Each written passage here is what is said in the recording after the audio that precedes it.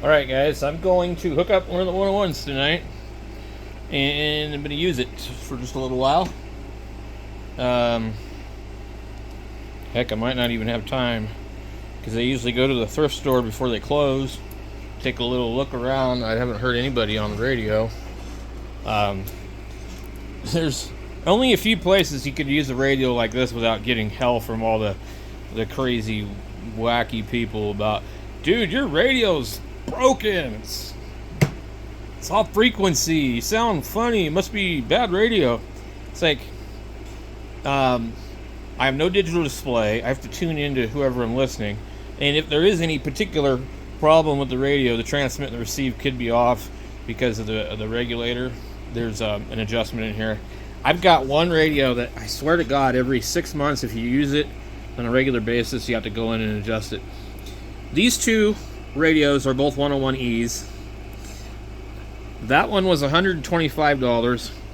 I think it might have came with an extra spare set of tubes and some cables, but other than that, like, nothing. And this one, my friend bought it, and apparently there was probably a whole bunch of other accessories with it that he just didn't care about. He just wanted the radio, and that was kind of a mistake. But that one was $50.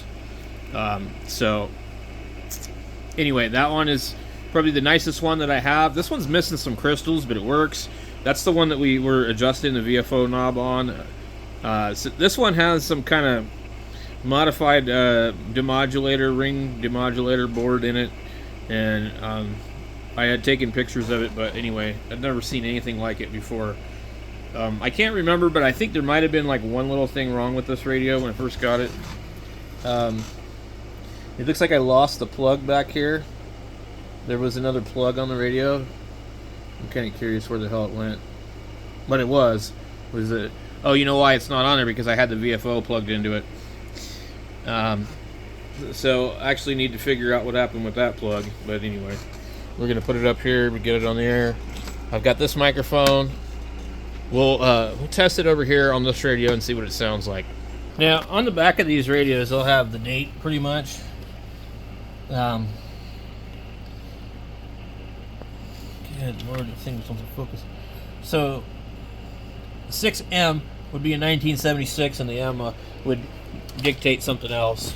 This one is a 6J. So, just a little bit earlier. Now, one thing, if you don't know this, you probably shouldn't grab these by these handles, because that's how they break. You'll also notice with the 101s that a lot of them will have a different color.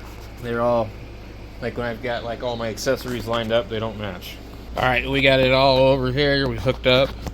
The only thing we got left to do is just got to put the microphone on it. It's quite possible this radio might be older than me. I was born in August 1976, so this was 1976. I don't know what the letter M means, but the other one being a J, I don't, I mean, it's hard to say. Unless the letter actually stands for a particular month. I'm pretty sure it does, but I don't think it's like anything that makes sense. Like, I don't think M would be March, or J would be January, or June, or July. So, I think it starts from A. So, A, B, C, D, E, F, G, H, I, J, K, and L. I guess probably A through L would be the months. Or maybe it doesn't even work that way. So, let's turn this thing on. See where we're at.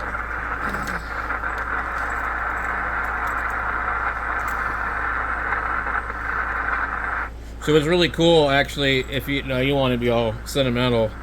I mean, this radio is like the radio that I would have had if I was a baby. Back in then, if I was an adult when I was born. So,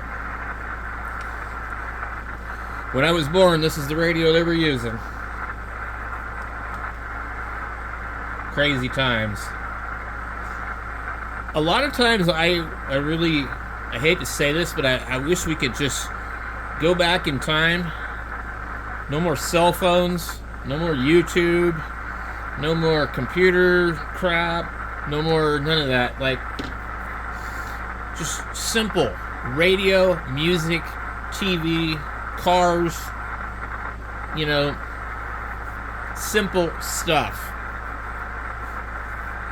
I mean, you look at a car from the 1970s and you look at a car from 2024, and it's just absolutely a mess. And you can't tell me for a second that the quality of a brand new car is better than that one that was made in the 1970s. Because the thing is, a lot of those cars from the 1970s are still on the road. Most of the cars from the early 2000s are in the junkyard right now, let alone the newest ones. And there's so much use of plastic and parts that just cannot, hang.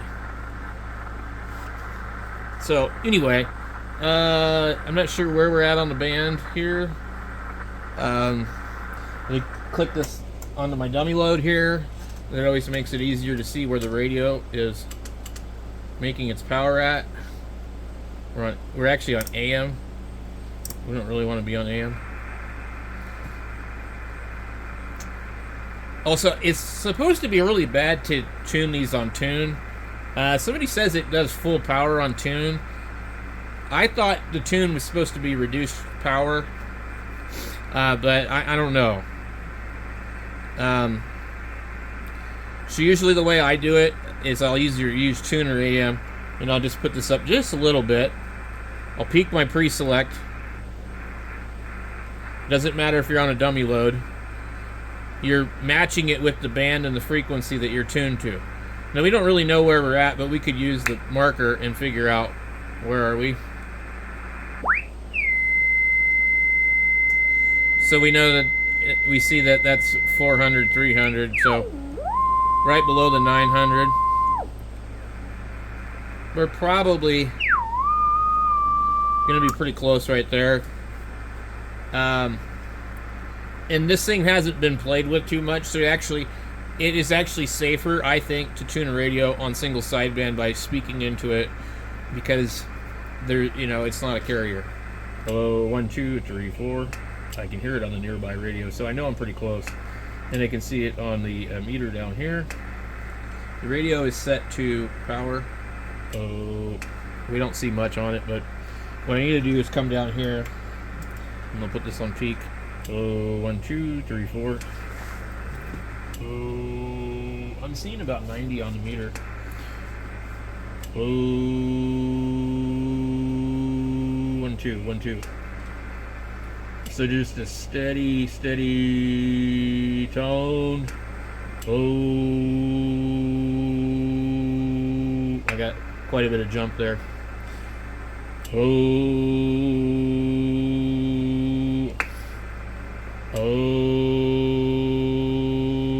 A healthy one of these probably do 150, maybe even more. I've seen them do like 160 watts. I'm doing about 120 right now into the dummy load. We hit tune and crank this all the way, and we'll come down here. If you can see that meter,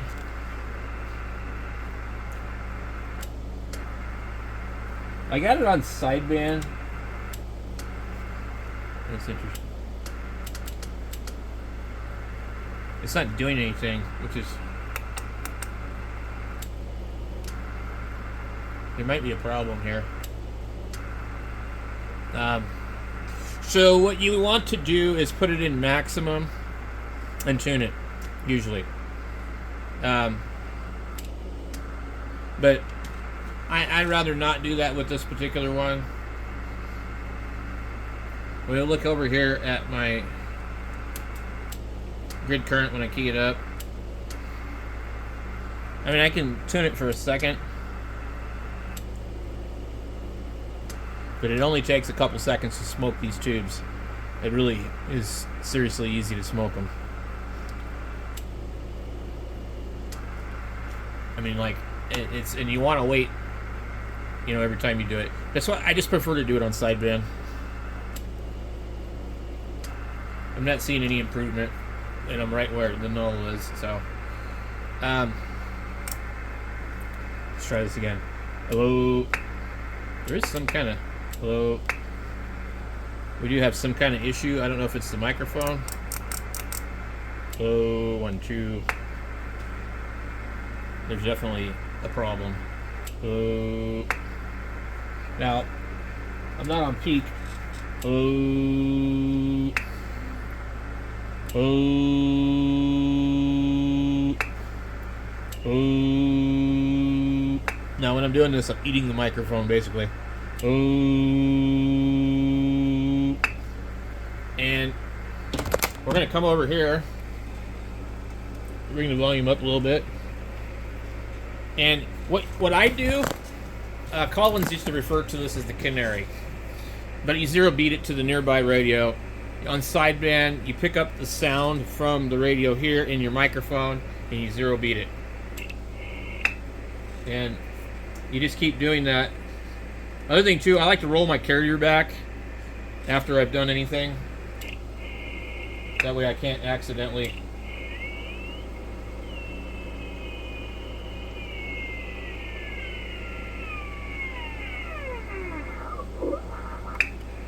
Not. Oh, 1, 2, 3, 4. 1, 2, 3, 4. This radio is very shielded, so it doesn't pick up nearby RF very well.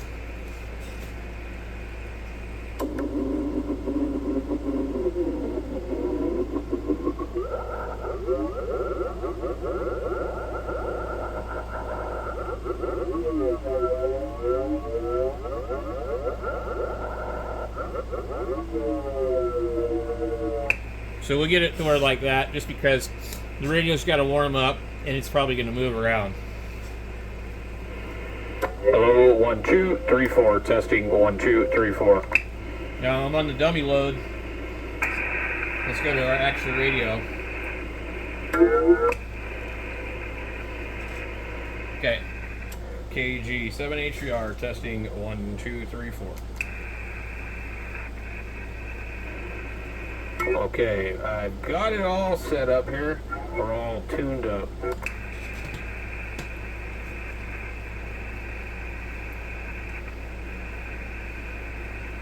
Is there any illegal aliens on frequency?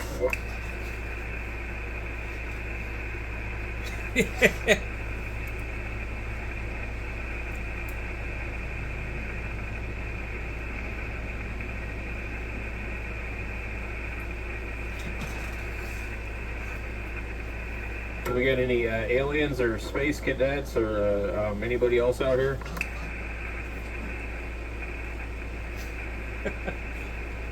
I don't think anybody's listening. Somebody would have took the bait on that one.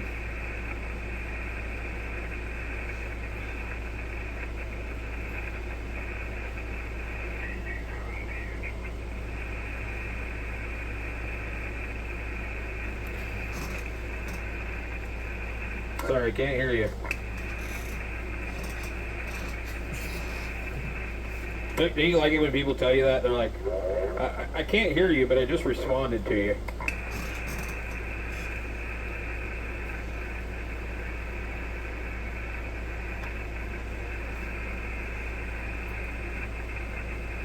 Well, this radio here might be actually older than me.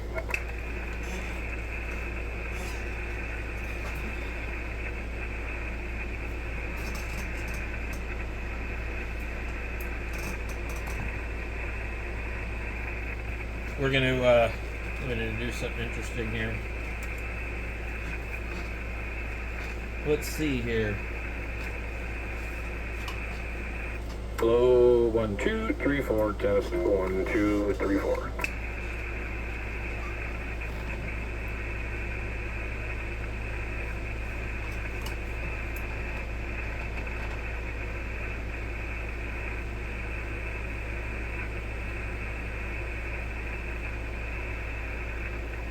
Hello, 1, 2, 3, 4. So I have the amplifier on, and The vintage yaesu.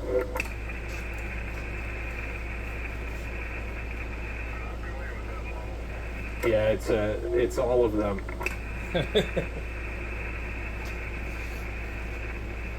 They're all vintage.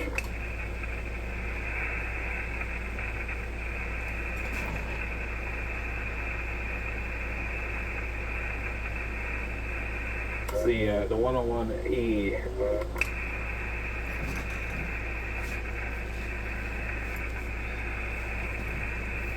I guess it probably belonged to some guy out here somewhere, probably. Well, it came from the hamfest here. But you never know, though, because people came up from Phoenix to sell stuff, too. I think Clark said he bought it off the club table, but I don't know.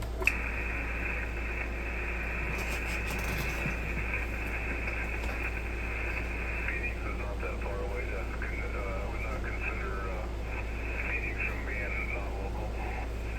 Well, I agree, but I think it's probably from Prescott. Anyway, does it sound okay? You got the other noises on in the room or anything? Yeah, there's a big fan going. Alright.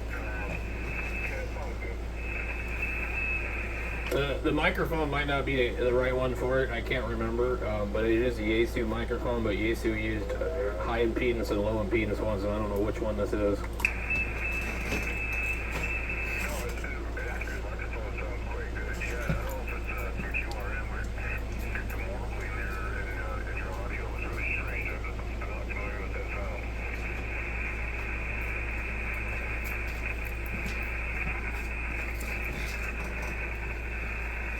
It's probably just the other radio monitoring in the background that you hear. Is it gone? Yes. Yeah, so the other radio is on that way.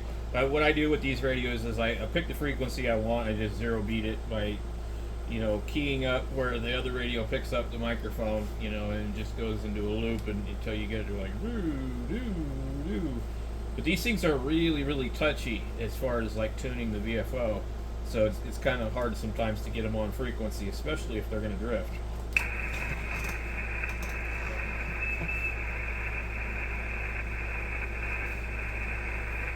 But it's kind of a fun little radio to use, it's not something that I always want to use every day, but, for on here, yeah. That's cool. You got a fun radio to use. Oh, speaking of, did you make sure that other radio wasn't damaged? No. Because you think maybe the screws went in too far? Oh, I know one did. Oh, really? Well, what did it do? When I backed it out, there was stuff on the end of it. Okay, what did it look like? Like a brown type art material. Oh, man.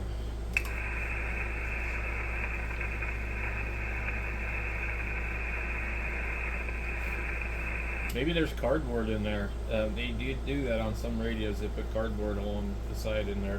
Yeah, I'm probably just gonna pull the head off and toss it in the trash. I don't think it would do that. Where's that? Because bring it over here if you're worried about it. I'll take a look at it and see. I'm sure I can fix it. How do we do that? It's not whatever board is in there on the side. Actually, the boards don't face that direction. They face, they're not horizontal inside of there usually. So whatever you hit probably would be either the very edge of a board, but not like the bottom of a board or the top of a board. So if it did in fact crack a circuit board, it's still probably repairable.